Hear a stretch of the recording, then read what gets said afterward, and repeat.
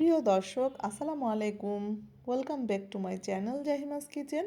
তো বন্ধুরা সবাই কেমন আছো? আশা করি আলহামদুলিল্লাহ সবাই ভালো আছো, সুস্থ আছো। তো তোমাদের জন্য নিয়ে আসলাম এনাদের একটি নিউ রেসিপি, বুটের হালুয়া। তো সামনেই আমাদের শবে বরাত, আর শবে বরাত অবশ্যই আমরা মিষ্টি জিনিস খেয়ে থাকি। এছাড়া আমরা অন্যান্য সময়েও সকালের নাস্তা হিসেবেও এই বুটের হালুয়াটা তৈরি করে থাকি রুটি পরোটার সাথে খাবার জন্য। তো চলো দেখে আসি কিভাবে আমি ঘরোয়াভাবে আজকে সুন্দরভাবে বুটের হালুয়াটি তৈরি করে নিলাম। তো আমি এখানে বুটটা আগেই ছোলাটা আর কি সিদ্ধ করে নিয়েছি। এখন আমি এটাকে সামান্য দুধ, লিকুইড দুধ দিয়ে আমি এটাকে ব্লেন্ড করে নিয়ে আসলাম। তো এই তো আমার ব্লেন্ডার করা শেষ। এখন আমি চিনির ক্যারামেল তৈরি করে নিচ্ছি। আর আমি এখানে চিনিটাকে একটু ক্যারামেল তৈরি করে নিচ্ছি, কারণ হচ্ছে যে যখন আমি এটা বুড়ে দিব সেটা কালারটা খুব সুন্দর আসে বুটের হালুয়া। তো আমি এখানে প্যানে 1 চা চামচ ঘি দিয়ে দিলাম। তো ঘিটা সুন্দরভাবে মেল্ট হয়ে আসলে এর মধ্যে আমি হালকা একটু গরম মশলা ইউজ করব যাতে সুন্দর একটা স্মেল আসে। তো এখানে আমি একটা তেজপাতা, একটি এলাচ, একটি দারচিনি নিয়ে নিলাম, দিয়ে দিয়েছি। তো এখন আমার ওই পেস্ট করা বুটের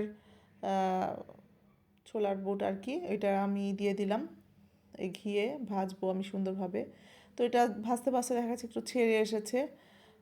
এখন আমি এর মধ্যে ওই ক্যারামেল তৈরি করে রেখেছিলাম সেটা আমি এখন দিয়ে দিব। তো এটা আসলে বুটের হালুয়াটা মানে আমার মনে হয় যে সবার খুব প্রিয় একটি হালুয়ার মধ্যে, কারণ এটা খেতে খুবই সুস্বাদু। আর এটা তো বাচ্চাদেরও খুবই প্রিয় একটি খাবার। তো এই তো আমার হালুয়াটা জমে এসেছে মোটামুটি। তো এখন আমি এর মধ্যে কাজু ক্রাশ করে রাখা, তারপর কাঠবাদাম এবং কিছু কিশমিশ দিয়ে আমি এটা নেড়ে চেড়ে সুন্দরভাবে এটাকে আরও একটু শক্ত করে এটা নামিয়ে নিব। মানে এটা যখন একটুখানি টাইট হয়ে আসবে, ঘিটা যখন ভেসে আসবে, তখন এটাকে আমি সুন্দরভাবে প্লেটে পরিবেশন করব।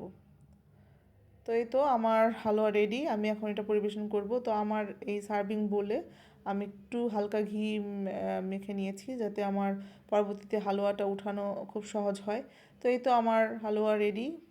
তো আমি এটাকে সুন্দর একটু ডেকোরেশন করে নিয়েছি কিশমিশ আর কাঠবাদাম দিয়ে।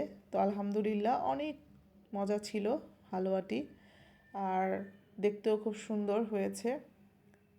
তো এই তো আমার বুটের হালুয়া রেডি।